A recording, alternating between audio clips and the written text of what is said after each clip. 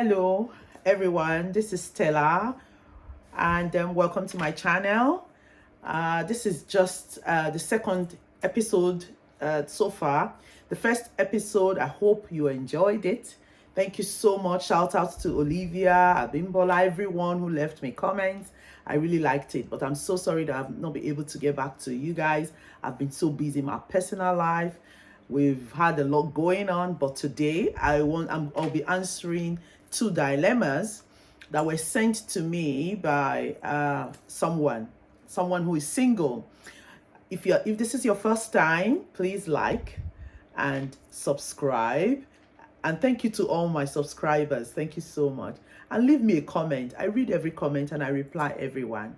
What I try to do on this channel is to just have like a singles talk or married talk. For now, I'm starting with the singles. So this week, I have two dilemmas that I want to answer. The first one is, somebody is asking me, she says, can I find my soulmate twice? Before I get into the yes or no and the details, first thing I like to do is pick up your drink and let's drink together. Cheers. Okay, so to answer the dilemma, she says, can someone find their soulmate twice? This is because she had a dilemma. She has a dilemma where she was in love with someone. They had a great connection, great relationship. He was fabulous, but he passed away. So this can happen to widows who have been married before. Okay, and now suddenly they're single, and maybe it's been a couple of years. Maybe time has healed. So I can tell you point blank, yes, you can find your soulmate twice. Because biblically, when a husband dies or when a wife dies, there is a separation. That is the only time you are free. That's the only time you are free to remarry, you see. So if there wasn't a possibility for finding another soulmate, you won't be given that chance to remarry and find someone else. So after some time, there's some people, I think the main issue that stops people from, moving on and finding someone else because of the pain of the loss of maybe their fiance or their boyfriend or their husband or their partner, because the pain is so deep sometimes that they can't move past it. They can't, and sometimes they feel like they're betraying the love and the trust that their partner or their husband or their wife had, that they had with their husband or wife. But that's not true. You are not betraying. As long as you take your time to heal, because you need to be able to come to terms with what has happened. So as long as you give yourself time to heal from the loss, of a loved one, of your loved, partner or your husband or your wife or, the guy you're dating or whatever, then you can actually start again. Because I can give you an example in the Bible. I'm a Christian, so those are the examples I can give you. There's a woman called Ruth in the Bible. Even if you're not a Christian, just go read the book of Ruth. She was a woman. I'm not going to go into details, but long and short, she was a widow. She was married to Naomi's son. And eventually she left, she went with her mother-in-law, even though her mother-in-law said, go away, I want to go back to my own country now. She said, no, wherever you go, I'll go. Your God will be my God. Your people will be my people. She went with her mother-in-law, even though her husband was dead. And guess what? Her mother-in-law, when she got back to Bethlehem of Judah, her mother-in-law arranged for her to be with somebody else, to find someone else, a man called Boaz. And together, Ruth and Boaz, they were the ones who gave birth to someone called Obed. Obed gave birth to Jesse. Jesse gave birth to King David. And it was through that lineage that Jesus Christ came. Through a widow's lineage. One of the people, his grandmother. So I'm telling you for free that yes, you can find somebody else. That is the gospel truth. The only thing stopping you from finding somebody else is you. Your fear. Sometimes you need to silence that fear, because once you've lost a loved one, you might start feeling like, oh, if I'm with someone else again, maybe if I get married again, maybe the guy will die, or maybe the woman will die. But it's not true either. That's just a myth that you need to silence, that, you know, that tiny voice of fear in you. Get rid of it, okay? All you need to do is open your heart again after you've healed, of course. Open your heart again and start learning to date again, you know. Dip your feet in the dating pool and see where it goes. You can be vulnerable again. You can find a connection, that special connection with someone new. You can. The only thing stopping you is you. So pray about it. That's all I can say about that. Now, let's go on to the second dilemma. I'm going to read this one because it's a bit long. It says, why are people intimidated by intelligence? That somebody says, I've been told by several guys that they would consider me, but I'm too smart for them.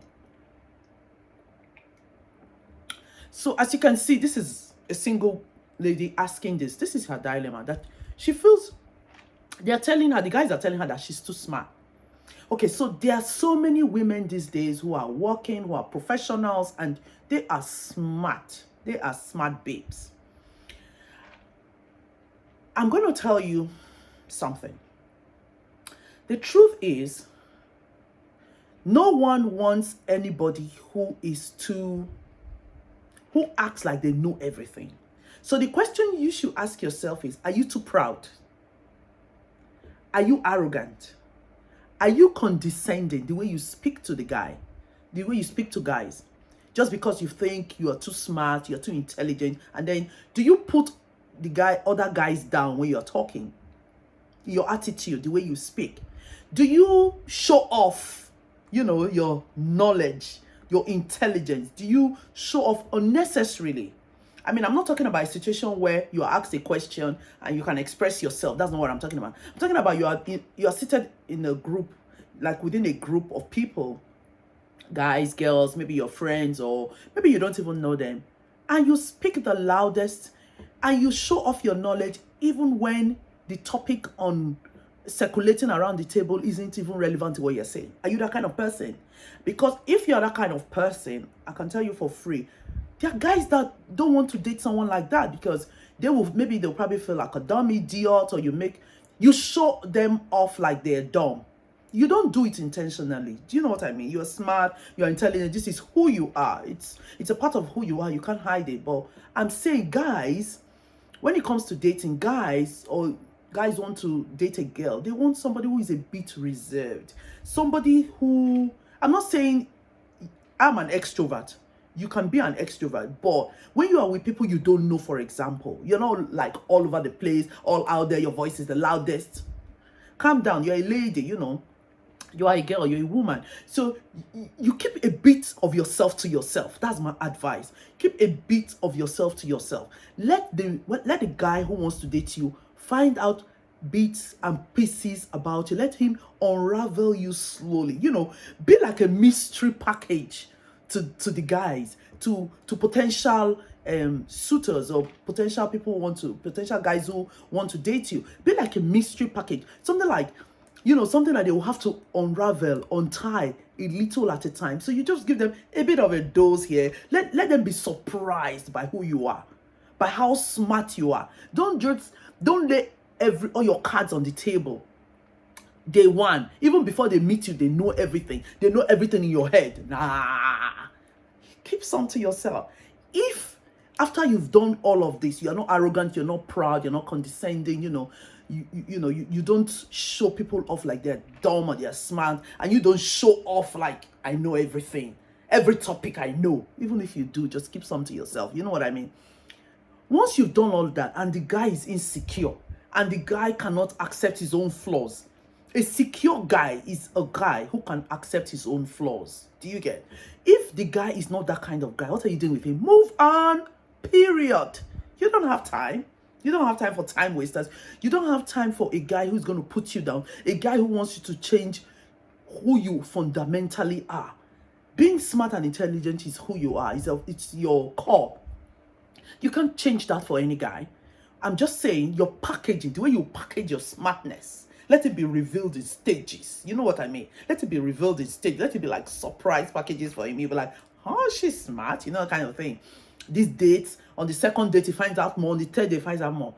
But if the guy is so insecure, he's not for you. My girl, move on. That's my advice. You don't have to take it, but that's my advice.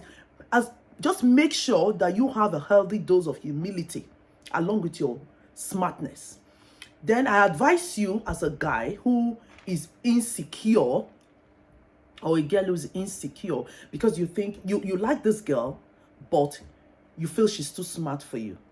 I beg you, go and buy a dose of courage and confidence before you go and approach her. And look, let me tell you something. We all learn from each other. There's nobody who knows everything. You might think, yes, she's smart and everything, but you are smart in other areas as well. So that shouldn't be a problem if you ask me. That's what I think. So because if you date, this is my advice to single girls. If you date a guy that's insecure, even some men who are rich, they have insecurities. Maybe they feel unlovable in certain areas of their lives and they are insecure.